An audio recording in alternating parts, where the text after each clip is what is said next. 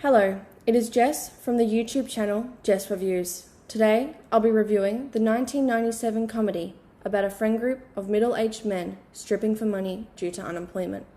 It is set in Sheffield, England. It is directed by Peter Catino. It was released in 1997.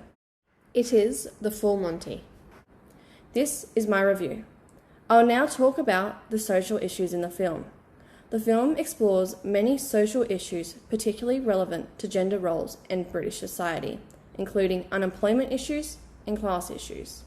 The film explores the idea of the difference in the female and male gaze when it comes to sexuality and the concept of stripping. While the male gaze is in constant effect even when unwanted, as we see in the beginning of the film, where the men are rating a woman based on her appearance, but saying she'd have a higher rating if they could see her breasts. All right, babe. Dad. What'd you reckon, Dave? 8? Maybe even a 9. You can never tell till you see the tits, can you? Dad. A little later in the film, the guys see women lining up for the Chippendale strip show. These women are depicted as mad and untamed for expressing their own sexual desires and the female gaze. The men eventually decide to expose themselves to the female gaze, like the Chippendales, in order to make money due to their unemployment. This makes them extremely uncomfortable, as they are putting themselves in the place of the women that they have been objectifying all their life. And they are uncomfortable with the idea of female sexuality. The themes of gender roles and male fragility are also explored in the bathroom of the strip club, where the women use the men's bathroom and act like men, including attempting to urinate standing up. This elicits an anxiety-ridden response from the men, who feel as if women will replace men, eliciting comments such as, "In a few years, men won't exist except in a zoo." This shows the fragility of the male identity and their anxieties to an ever-changing society, where women are becoming more prevalent in previously males' jobs and roles. The friendship of the men also plays a key part of the story, as their closeness with one another allows them to work together well and keep each other together, even when they feel they falter in their enterprise. Now, I will talk about the personal story in the film. Personal story feeds into many of the social issues in the film, especially unemployment and class issues. Male unemployment in England at the time was going up as a result of the female employment going up. Due to the society's perspective that men have to be the breadwinner of the family, the unemployment of the characters depresses them and creates a sense of worthlessness amongst them, a notion that greatly feeds into mental health issues of males. This also leads to the failed suicide attempt of one of the characters, which is joked upon by the other characters. This is a representation of society's lack of recognition of male suicide. That is not realistic, or it is a joke, when it is in reality a very serious issue.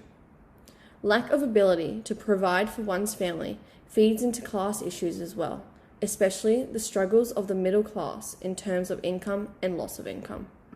These issues are all very relevant to British society and have likely been experienced by many people in England, and even by the director. However, many of these themes are relatable to men and middle-class people on a global scale. I know I may not seem like it, but as you will know if you've seen my videos, I am rather a large fan of the comedy genre. So now, I will talk about comedy in this film. I'm so excited. Comedy used in the movie is a very typical British type of comedy, as in it uses much of British slang and quite a stereotypical British dry sense of humour. This supports the British social issues that the film tackles, as it uses British humour to tackle British issues. I, as you know, am not British. I am Australian. So, now I shall give you my ideas for an Australian film tackling Australian issues. This is it. Annabelle, fresh out of business school, is delighted to have received a low-level job in a marketing firm where she works with her best friend Molly, and which is run by her uncle. She makes friends with all of her co-workers and everything seems to be going well, until Molly and a lot of Annabelle's other friends are fired. Molly struggles to find another job due to her gender, while Annabelle receives her promotion due to nepotism. Annabelle is racked in guilt, at this and struggles morally with the situation, considering whether she should quit in solidarity for her friends or whether she should continue and rise through the ranks of her uncle's firm, not on her own merit. The main characters are Annabelle, the niece of the man who runs the firm, and Molly, her best friend, as well as the uncle Chris. Chris is shown as having a lack of respect for women and treats the women in his firm badly, apart from Annabelle, who he still infantilizes.